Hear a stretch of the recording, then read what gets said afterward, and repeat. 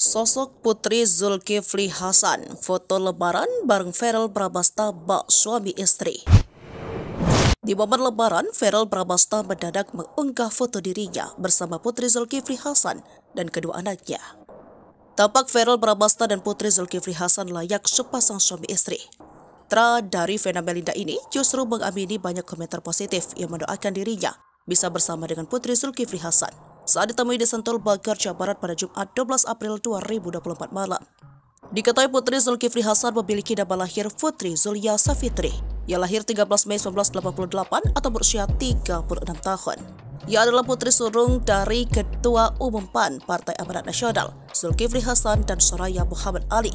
Putri merupakan founder dari Batin Group Women and Children yang bergerak di bidang wanita dan anak.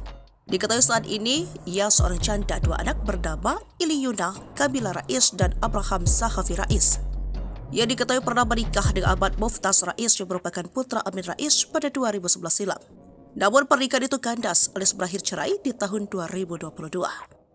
Ia mengawali karir pendidikan sarjana manajemen di Sekolah Bisnis dan Manajemen Institut Teknologi Bandung 2006 hingga 2009. Setelah lulus sarjana, ia melanjutkan pendidikan magister di bidang internasional bisnis di Universitas Nasional Australia. Setelah meraih gelar magister, ia memulai ketertarikan di bidang pendidikan anak. Ia melanjutkan jenjang diploma di bidang Montessori Education for Early Childhood. Pada tahun 2014, Putri mendirikan sekolah yang diberi nama Kids Republic School. Ketertarikan dan kepeduliannya terhadap wanita dan anak membuat Putri mengembangkan usaha di bidang wanita dan anak dengan mendirikan klinik kecantikan dan produk kecantikan yang diberi nama Z Glow Aesthetic Clinic dan klinik tumbuh kembang anak yang diberi nama Kids Clinic Children and Development Center.